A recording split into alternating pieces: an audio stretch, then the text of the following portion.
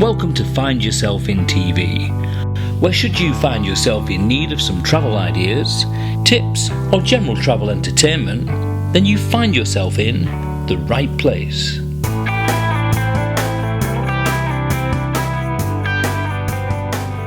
In each episode, we find ourselves in some of the most beautiful and interesting parts of the globe.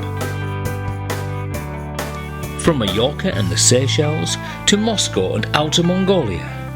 This is Find Yourself in TV. In this episode, we kick things off with a Sunshine Island theme, where we find ourselves in the Seychelles.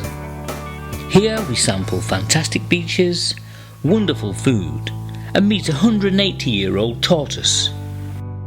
We also visit a luxury eco-resort and take a firewalk in Lanzarote. And find ourselves in the beautiful bay of Puerto in Majorca. This bay is famed for its 100-year-old railway that still travels between Palma and Soya every day. But first to the Canary Islands, and an eco-friendly resort that specialises in luxury yurts that are both easy on the eye and kind to the planet. We stayed in the Finca Diaretta resort and spoke to British owner Michelle Braddock, who has built the resort with her husband Tiller into a place that you definitely would want to find yourself in. So my name's Michelle Andre Braddock. We're here in Finca Diaretta, which is our original eco-village in Lanzarote, and myself and my husband are the founders of the eco-retreat.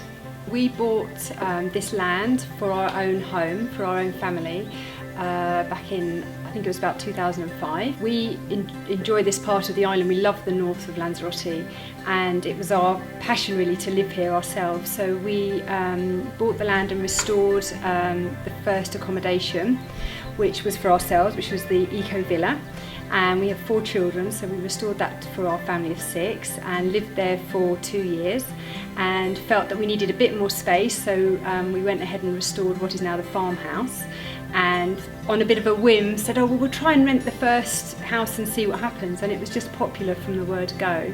And I think it's from our own want to be here that's kind of filtered through to what are now our guests, and that's how the retreat started.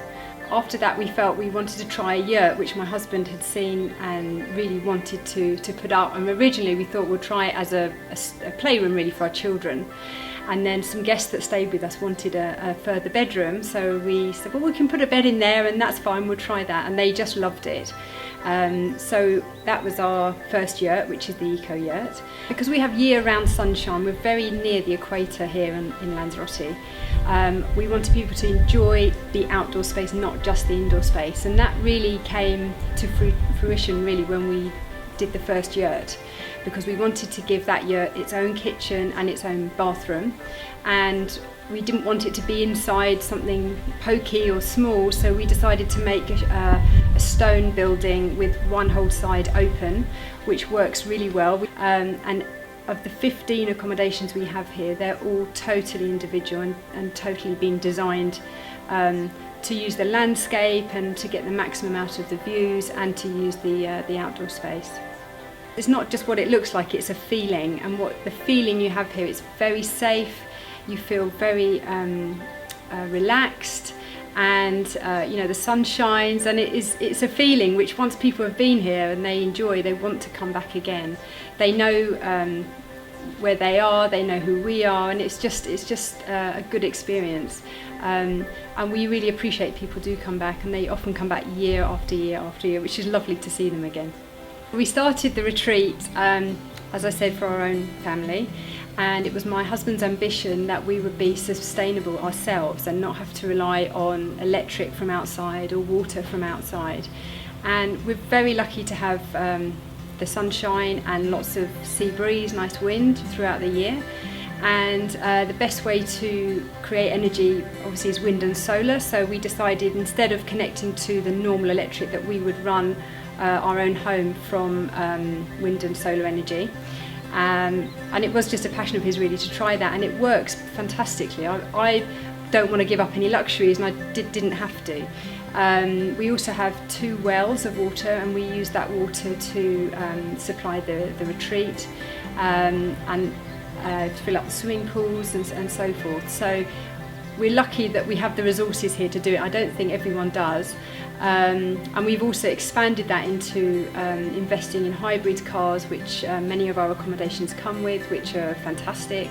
And we're always looking at the next step to make us even more sustainable than we are. So I originally came to Lanzarote when I was a teenager. My father was a windsurfer, and in the 80s this was the place to come and windsurf. And they bought a holiday home here, and then I, at 21, thought I'll go and work a year there. It was like a second home, and I met who's now my husband, Tilla. He's lived here for 30 years, so I've been here just over 20. And we just love the island, are very passionate about it. We love its slow pace, the weather's fantastic, the ocean's very clean, the people are very welcoming, and you can really live a nice slow pace of life. And that's what we try and now offer our guests, that same experience of surfing, or if you want to go walking or swimming, or there's lots to visit and see and do here. And the island is quite small, but it has many different things to visit. You've got the volcanic region. You have some fantastic beaches. At Famara, it's over 6 kilometres long of golden sand. You've got Arrecife, which is the capital, which is very up and coming, and it's almost Caribbean style beaches there, and it's lovely. So there's plenty to see and do on a holiday here.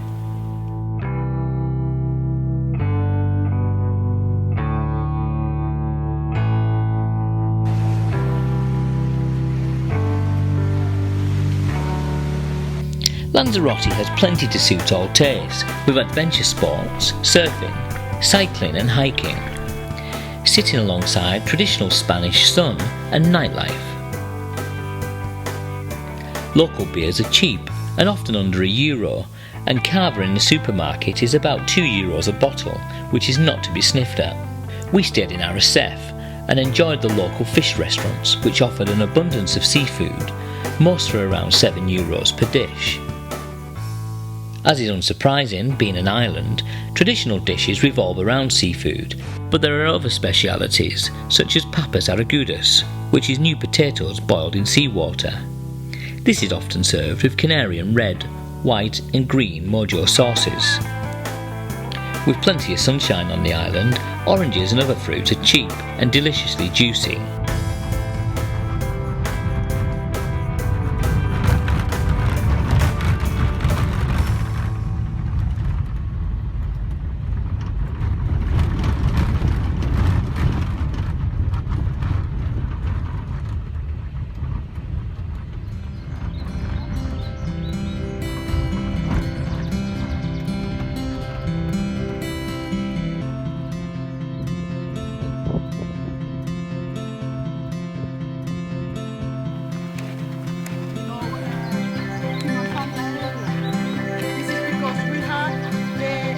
Eruption, and all the magma was coming out.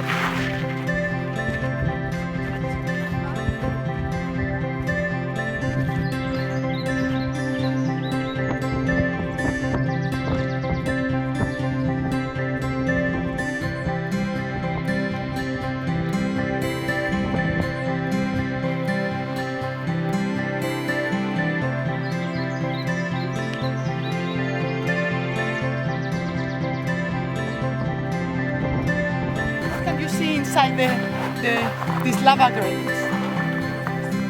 Well, this is some green crystal, but this is olivine. This is a semi-precious stone that there is plenty of it in the mantle of the earth, and whenever there is an eruption, part of it comes out, and you can see these very green crystals that they are used here in the island to make jewelry, and they do very nice necklace, earrings, rings, bracelets, everything. Shiny things, but shiny. What do you see? Holes? Can you see holes? Yes. Plenty of holes. Right. Yeah. Those are the holes are made by the gases, and as you can see, this material is very, very light.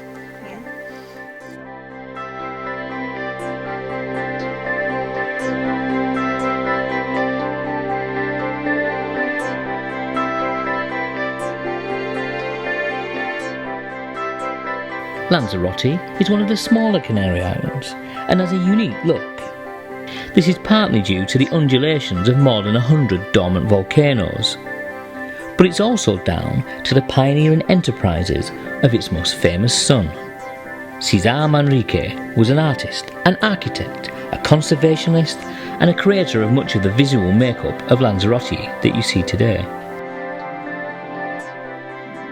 As tourism grew in the late 1960s, he was able to influence Lanzarote council policy to insist that no building other than a church should be higher than a palm tree, which is roughly about 2 stories. He suggested that all buildings should be painted only white and with blue doors by the sea or green doors inland.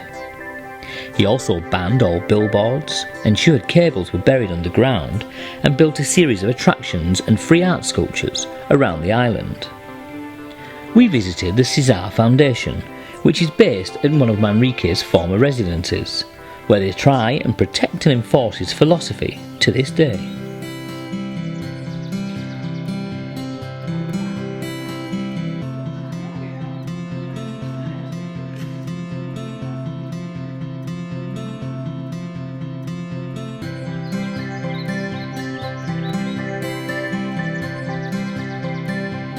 Travelling around Lanzarote, you can't fail to be impressed at the bold, expressive sculptures in streets, at roundabouts, and adorning public buildings across the island.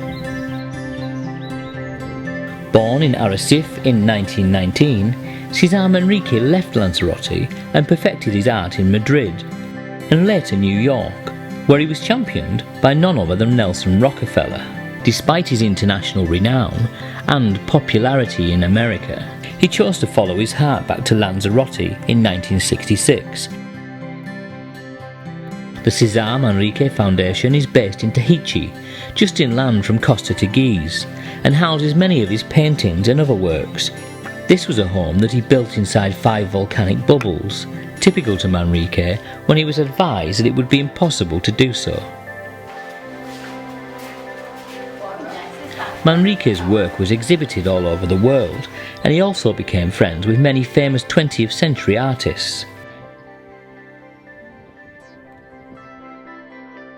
In September 1992, at the age of 73, Manrique was tragically killed in a car accident at a roundabout near his former home in Tahiti.